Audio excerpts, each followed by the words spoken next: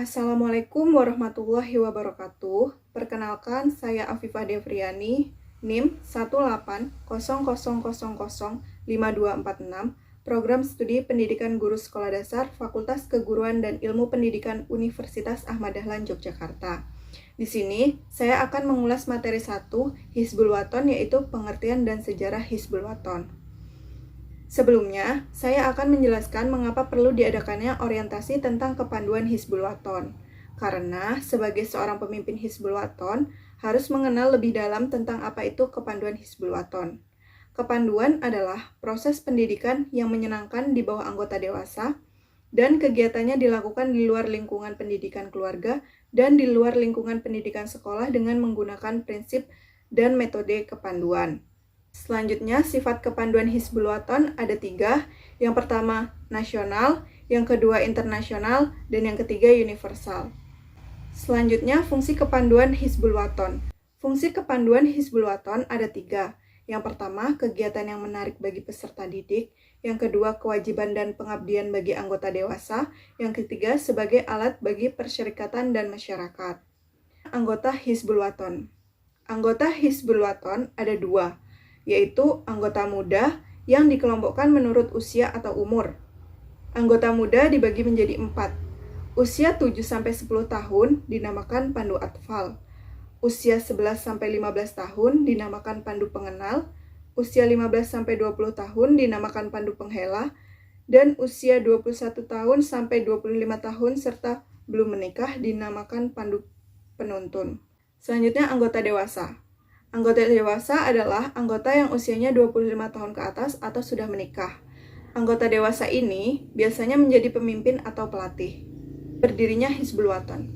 Hizbul Wathon didirikan sejak tahun 1918 Masehi atau 1336 Hijriah.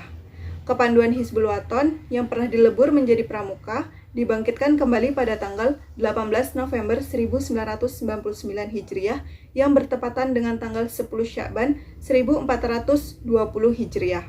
Dinamika kegiatan kepanduan Hizbul Wathon. Kebangkitan Hizbul Wathon didirikan kembali di Yogyakarta dan berkantor di tempat kedudukan Pusat Persyarikatan Muhammadiyah.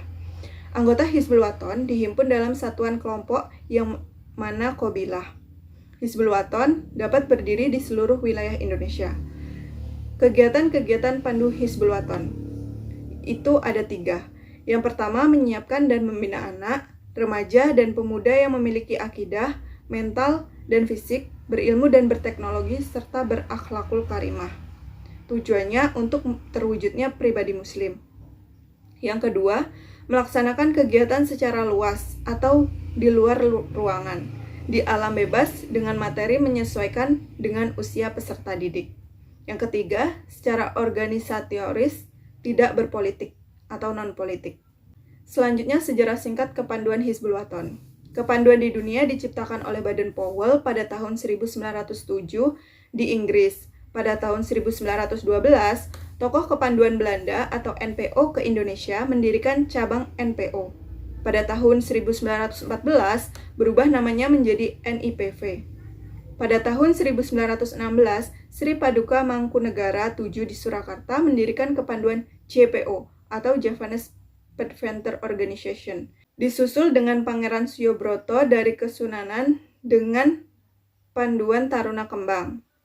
Tahun 1918, Kiai Haji Ahmad Dahlan didampingi Mulyadi Joyomartono sepulang dari pengajian Sidik Amanah Tabligh Fatonah di alun-alun Mangkunegara, melihat gabungan NIBU, JPO, dan Taruna Kembang. Kiai Haji Ahmad Dahlan berkeinginan Muhammadiyah dididik seperti mereka sehingga beliau segera memerintah pada Mulyadi untuk merintis kegiatan tersebut dengan tujuan mengabdi kepada Allah Subhanahu wa Ta'ala.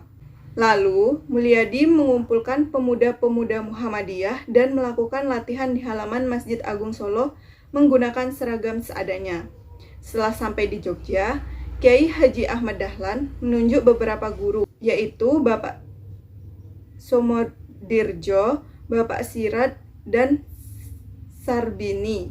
Maka dengan resmi lahirlah Pathfinder Muhammadiyah, baik yang di Solo maupun di Jogja. Pemberian nama Hizbul Wathon dimulai pada pertemuan di rumah Bapak Hilal Kauman Yogyakarta atas prakarsa Bapak Hajid diusulkan untuk mengganti nama Pathfinder Muhammadiyah menjadi Hizbul Waton Pathfinder, yang berarti cinta tanah air, sejalan dengan jiwa perjuangan melawan penjajah Belanda pada saat itu. Peristiwa tersebut terjadi pada tahun 1920. Itulah tadi ulasan saya tentang materi pertama Hizbul Waton yang sudah saya lihat di Google Classroom. Apabila ada kesalahan, saya mohon maaf. Saya akhiri, wassalamualaikum warahmatullahi wabarakatuh.